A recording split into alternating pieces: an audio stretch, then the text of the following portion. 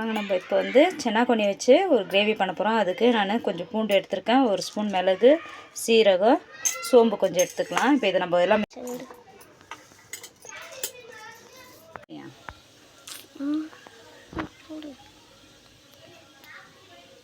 ஒரு ஸ்பூன் மிளகாத்தூள் சேர்த்துக்கலாம். குழம்பு வந்து செட்டியில் செய்யும்போது டேஸ்ட் வந்து சூப்பராக இருக்கும், அதனால் நான் செட்டியில் செய்கிறேன். இப்போ எண்ணெய் சூடாகிடுச்சு.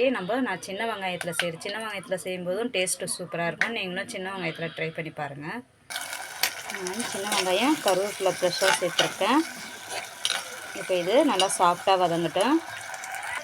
வெங்காயம் வந்து இந்த அளவுக்கு நமக்கு சாஃப்டாக வந்திருக்கு. இப்போ நான் ஒரு 3 பழமாக தக்காளி அரைச்சி வச்சுருக்கேன், அதை சேர்த்துக்கலாம்.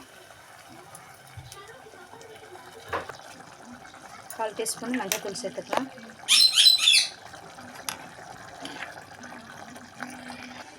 நம்ம அரைச்ச பேஸ்ட்டை சேர்த்துக்கலாம். நம்ம அரைச்ச பேஸ்ட்டை மிக்ஸ் பண்ணியாச்சு. குழம்பு வந்து நான் இந்த அளவுக்கு தண்ணி வச்சுருக்கேன். உங்களுக்கு எந்த அளவுக்கு தண்ணி தேவையோ அந்த அளவுக்கு பார்த்துங்க. இப்போ தேவையான அளவு உப்பு சேர்த்துக்கலாம். நீங்கள் உங்கள் கருவாட்டில் உப்பு இருந்துச்சுன்னா நீங்கள் பார்த்து சேர்த்துக்கோங்க. கருவாட்டு குழம்பு வந்து உடம்புக்கு ரொம்ப நல்லது. நீங்களும் வீட்டில் ட்ரை பண்ணி பாருங்கள். குழம்பு வந்து நல்லா கொதிக்கட்டும். ஆனால் 1/2 டீஸ்பூன் அளவு சீரகத்தூள் கொஞ்சம் சேர்த்துக்கிறேன்.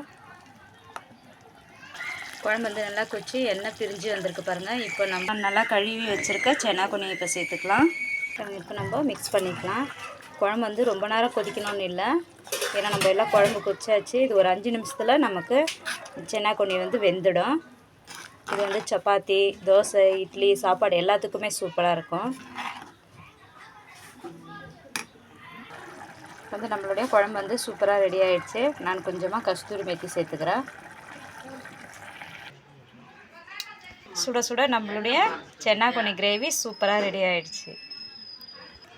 நீங்களும் வீட்டில் ட்ரை பண்ணி பாருங்கள். வீடியோ பிடிச்சிருந்துச்சுன்னா லைக் பண்ணுங்கள், ஷேர் பண்ணுங்கள். தேங்க்யூ.